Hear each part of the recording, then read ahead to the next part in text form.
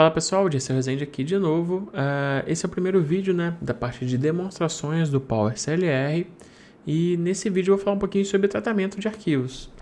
Então vocês estão vendo aqui na tela, né, algumas demonstrações de como é que você utiliza essas procedures, essas funções. Esse aqui basicamente é o diretório que eu vou estar acessando, né, que é o c:/PowerCLR/teste. Então aqui eu vou basicamente listar, né, o conteúdo dos arquivos. Os parâmetros são o caminho que você quer passar. Vou até passar o mouse aqui em cima para vocês conseguirem enxergar melhor, né? O filtro que vai ser aplicado e se é uma flag, né, booleana 0,1, se é para utilizar a recursividade ou não. Então vou explicar como é que funciona isso. Basicamente, o que eu quero listar? Eu quero listar no c:/PowerCLR e o filtro que eu vou aplicar é asterisco, ou seja, eu não quero filtrar nada.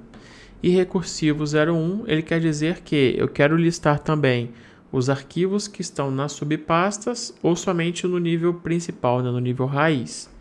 Então eu vou utilizar aqui agora, vou executar esse comando e ele vai me trazer, como eu não estou utilizando a recursividade, ele me trouxe essas informações aqui.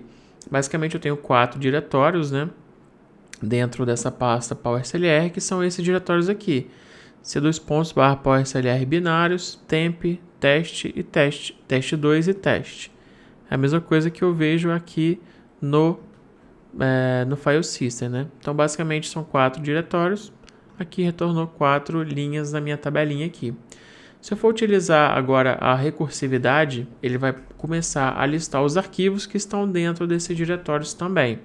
Então utilizando esse parâmetro aqui com valor 1, né, para flag de recursividade, ele vai me trazer, além dos diretórios, ele vai começar agora a abrir, né, todas essas pastas. Então, o primeiro diretório binários, ele foi lá, listou todos os arquivos que estão dentro do diretório binários. Depois ele pegou o temp, listou os arquivos que estão dentro do temp, listou os arquivos que estão dentro do teste2 e da pasta teste, naturalmente, tá? Então, isso que é a flag recursiva. Vamos dar uma olhadinha aqui que ele retorna aqui. Basicamente, ele tem o número da linha, né, só para você conseguir diferenciar, se você quiser exportar isso para uma outra tabela, fazer algum tipo de filtro, né? Então, basicamente é um whole number que ele faz. O tipo, ele fala se é um diretório ou um arquivo. O nome do arquivo, ele traz somente o nome do arquivo em si. Aqui ele traz o nome sem a extensão, né? Ele arranca a extensão aqui. Aqui ele traz somente o nome do diretório. Aqui ele traz o nome da extensão. E aqui ele traz o nome completo, que é o diretório mais o arquivo mais a extensão. Ele traz o tamanho em bytes do arquivo, né? Uma flag se ele está marcado como somente leitura, uma flag booleana 0,1. A data que o arquivo foi criado, que o arquivo foi acessado, ou seja, visualizado ou aberto. E a data de modificação desse arquivo aqui. Então ele traz todas essas propriedades desses arquivos aqui. E eu posso aplicar um filtro. Então, por exemplo, eu quero filtrar *.exe, todos os arquivos exe que estão dentro de alguma dessas pastas desse diretório aqui. Então eu executo aqui, ele me trouxe essas informações aqui, os setza.exe, o inscp.exe. Eu posso filtrar também não só a extensão, eu quero pegar qualquer arquivo que tenha, por exemplo, *setz*. Então eu executo aqui novamente. Ele me trouxe só esse arquivo aqui. Eu posso pegar, por exemplo, vamos pegar tudo que tenha arquivo no nome. Eu boto aqui asterisco, arquivo, asterisco. Ele vai me retornar, independente do diretório, né, todos os arquivos, né, que contenham essa palavra arquivo no nome, tá? Então, você pode usar isso aqui para aplicar filtros. Se você não quiser aplicar filtro nenhum, você só coloca o asterisco, ele vai listar tudo. Outra coisa que a gente consegue fazer é verificar se o arquivo existe ou não.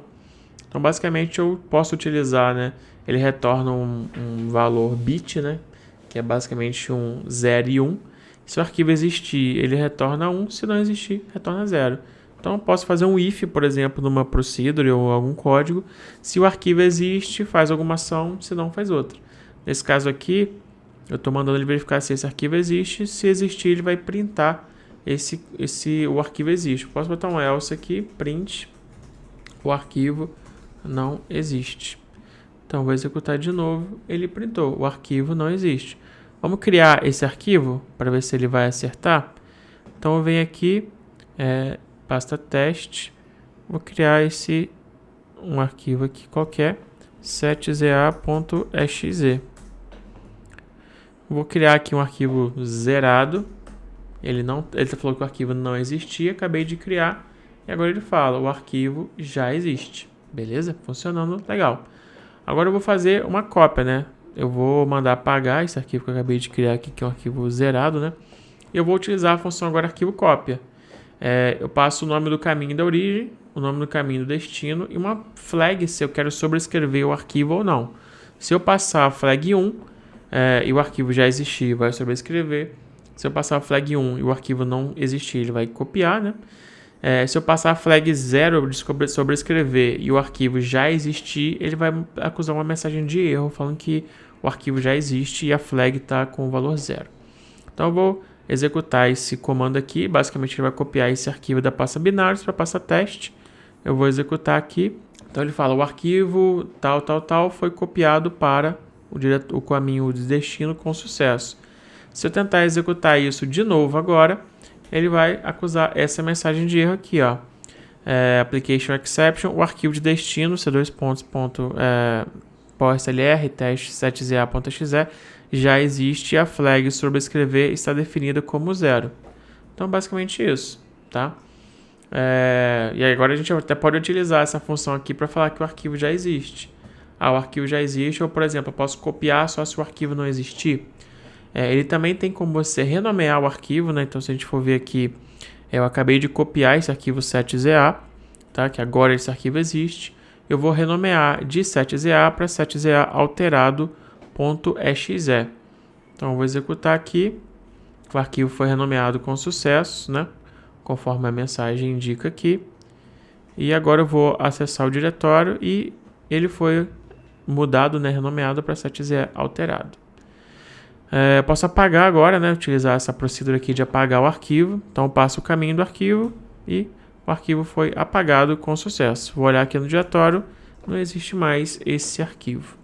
Vou agora utilizar essa txt escreve, depois eu vou fazer um vídeo só sobre esse txt, não, só quero fazer uma demonstração para vocês.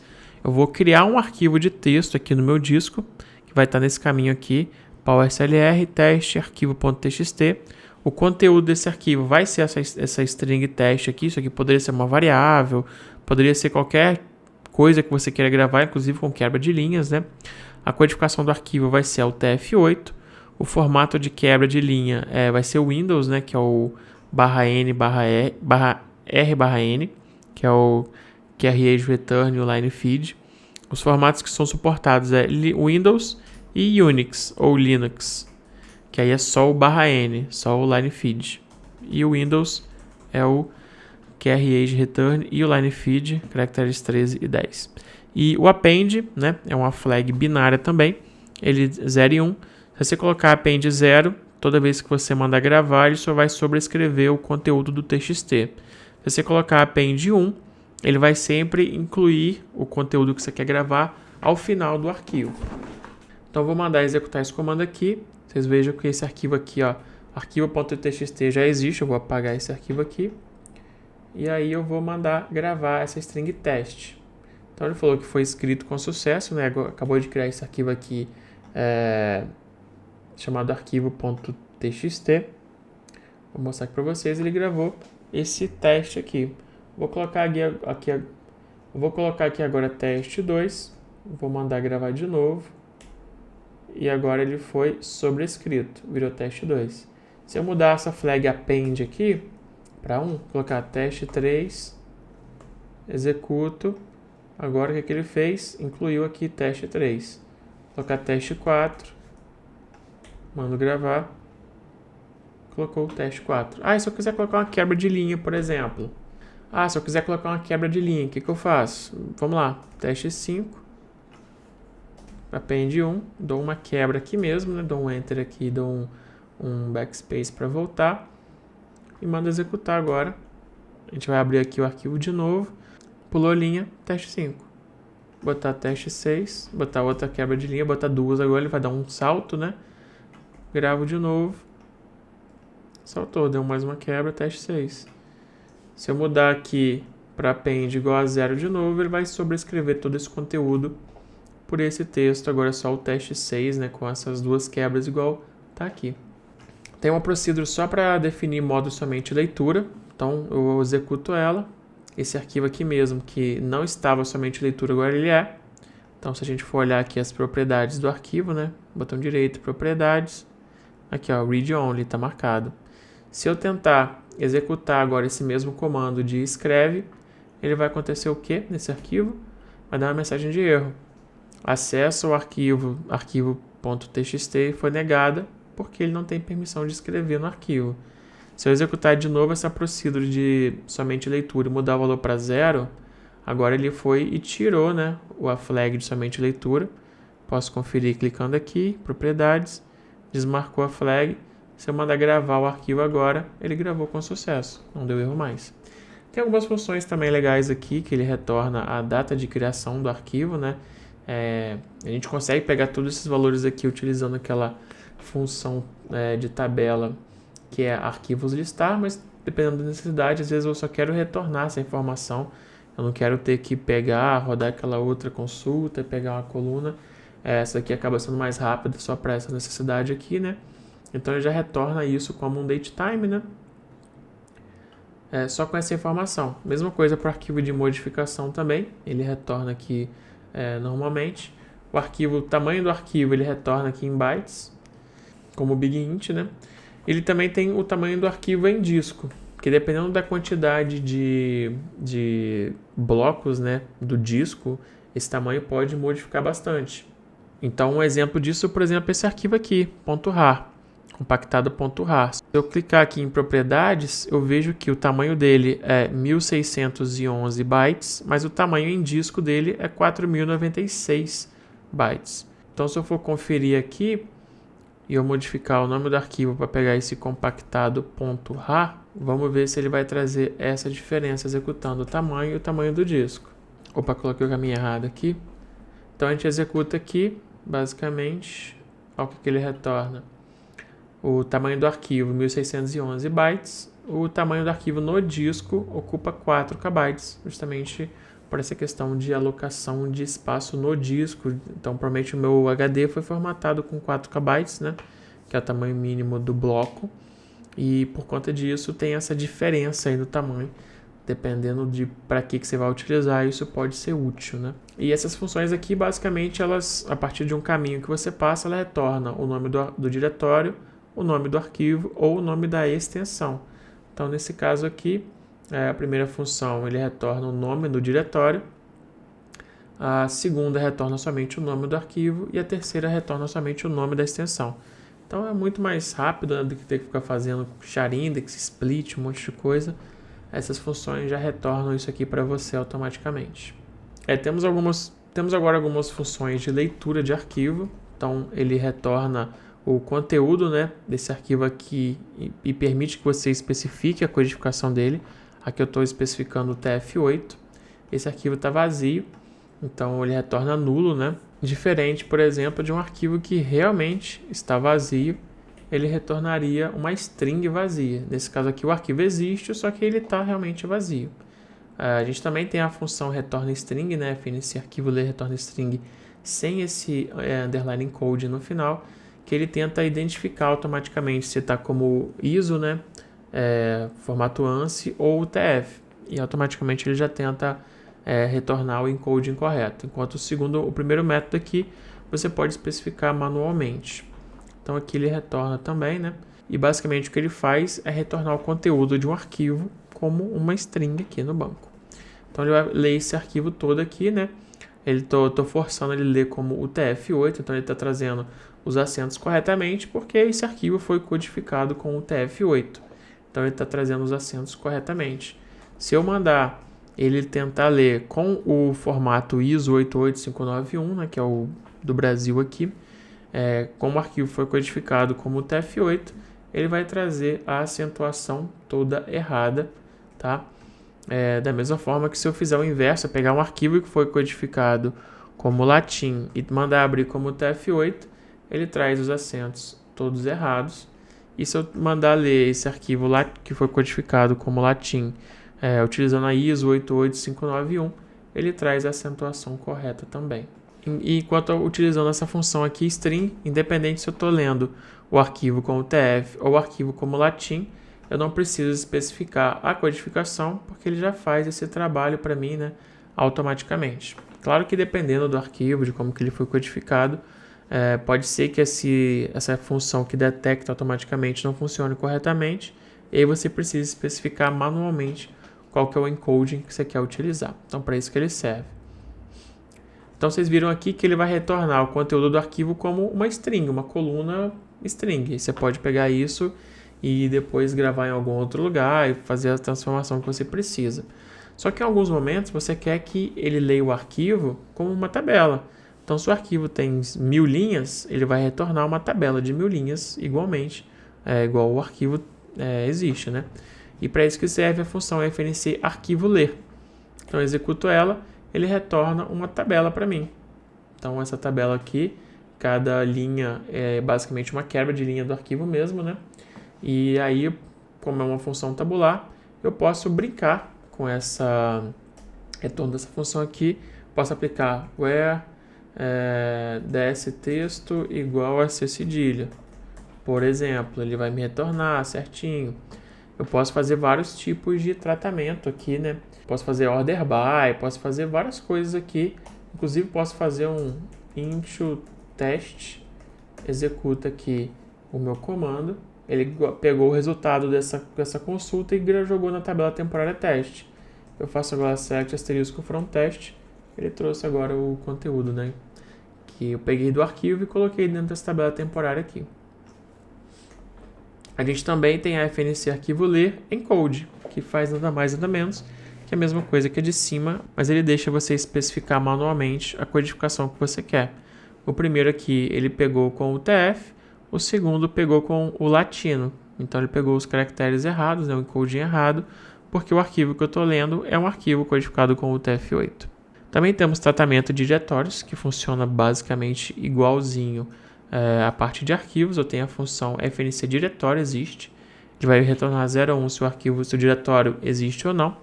Eu tenho uma procedure que é o diretório cria. Então ele vai simplesmente criar um diretório a partir do nome que você especificou, né? Então aqui ele vai verificar se o diretório não existe, ele cria. Se já existir, ele manda a mensagem, o diretório já existe. Então eu vou olhar aqui se o diretório C2 /CLR /teste já existe. Então eu vou botar aqui teste 3, porque o teste 3 ele não existe aqui dentro do meu do file system, né? Então eu vou executar aqui. Tem que trocar aqui também. Então eu vou executar aqui e ele vai falar: o diretório teste 3 foi criado com sucesso. Executo novamente esse trecho. Agora ele fala que o diretório já existe. Posso apagar o diretório, né? Então eu coloco aqui diretório apaga, teste 3, foi apagado com sucesso. Se o diretório já possui arquivos, já possui outras pastas, ele deixa apagar? Vamos testar. Coloco aqui, ele não deixa apagar a mensagem. Não foi possível apagar o diretório C2 /CLR/teste, pois ele possui arquivos. Então ele tem essa segurança, né, de não deixar você apagar o diretório caso ele possua arquivos. Se você realmente precisar fazer isso, o que você pode fazer? Tem uma procedura aqui, stp diretório apaga arquivos. Então eu vou apagar aqui o teste 2, né? Que eu posso olhar aqui, ele tem um monte de arquivo aqui. Vou apagar todos esses arquivos aqui da teste 2. Eu também tenho a possibilidade de utilizar apaga arquivos filtro. Apaga arquivos, ele apaga todos os arquivos. Apaga arquivos filtro, ele deixa você filtrar, né? Eu quero apagar só os arquivos com extensão txt. Aqui no filtro eu vou colocar asterisco.txt. Eu quero apagar todos os arquivos que tenha arquivo no nome do arquivo. Você pode utilizar esse filtro, vai apagar só os arquivos que contenham esse pedaço aqui da string, né? Então coloco asterisco aqui, ele vai basicamente apagar todos os arquivos, né, que estão dentro desse diretório teste. Então a gente vem aqui, agora o diretório está vazio, eu posso simplesmente vir agora e mandar apagar esse diretório teste 2. Falou que foi apagado com sucesso, vem aqui, não existe mais nada neste diretório. Tem algumas outras funções legais também, por exemplo, a diretório move. Então, basicamente, ele vai pegar o teste e renomear, né, basicamente, ou mover para teste 2. Vou fazer isso aqui. Então, foi movido, a gente olha aqui, o teste não existe mais, só o teste2, todos os arquivos dele aqui dentro. Eu também tenho a move arquivos, que ele não move o diretório, mas ele vai mover os arquivos. Então, basicamente, ele tem o diretório de origem, vai pegar todos os arquivos da pasta teste2 e mover para essa pasta teste. Ele também tem um parâmetro de filtro, que você pode aplicar um filtro no que você quer mover, em vez de mover tudo. Se você deixar no asterisco, ele move tudo. Asterisco.txt, por exemplo, ele moveria só os arquivos txt da pasta. E tem esse parâmetro aqui, limpa destino, que basicamente ele vai apagar todos os arquivos da destino, caso exista. Então, eu vou mostrar primeiro com o valor 0, depois com o valor 1. Então, basicamente, vai mover tudo que está na pasta teste para a pasta teste2. Então, vou tentar executar. Ele foi e criou a pasta teste2 e moveu todos os arquivos. Se eu for olhar aqui na pasta teste2, ele só tem esse diretório teste FTP. Então, ele move os arquivos, mas não move os subdiretórios. E o que eu posso fazer agora é utilizar a move arquivos. Então, eu vou fazer o caminho inverso da teste, vou jogar para teste2 e vou colocar para ele limpar o destino, ou seja, ele vai apagar tudo que tem no destino, que é esse diretório aqui, teste2. Vou até criar um arquivo aqui para a gente testar, né? Serei_apagado.txt. Então, vamos ver se esse arquivo realmente vai ser apagado. Eu vou executar essa procedura aqui. Ele apagou o arquivo e moveu tudo que tinha na teste para teste2. Então, se a gente for ver aqui, aquele arquivo seria apagado, morreu, né? Foi apagado e ele moveu os arquivos, porque essa limpa destino agora está marcado como 1. Ele vai apagar todos os arquivos que estão na pasta de destino antes de mover os arquivos. E assim como a gente tem move, a gente também tem a copia, que basicamente faz a mesma coisa, só que em vez de mover, ele copia. Então, se eu pegar, por exemplo, teste2 e copiar para teste, que a gente vê aqui a teste está vazia, né? Vou aplicar o filtro asterisco. Eu informo se eu quero também copiar os subdiretórios ou não. Isso também eu quero limpar o destino. Então, aqui no caso, a teste, eu vou criar um outro arquivo aqui para a gente testar se ele vai ser apagado. Serei_apagado.txt. E eu vou mover agora os arquivos para cá. Então, eu vou executar aqui. Ele apagou também o serei apagado e copiou tudo que tinha na pasta teste2 para a pasta teste. Beleza, pessoal? Então, assim, essa parte de controle, listagem e para você trabalhar com arquivos e diretórios com o PowerSLR ficou muito mais fácil, extremamente mais fácil, né? É bem tranquilo de você trabalhar com esses tipos de arquivos, né? Copiar, mover, ler, gravar. Então, tá bem tranquilo mesmo. E espero que ajude vocês nas demandas do dia a dia. E vamos para o próximo vídeo, onde eu vou falar sobre arquivos binários. Pegar um arquivo binário, né? Inserir no banco de dados o conteúdo dele e fazer também o processo inverso. Depois que você tem esse arquivo binário dentro do banco de dados, você conseguir exportar isso para um arquivo no file system ou na rede, tá? Então, até o próximo vídeo e até mais.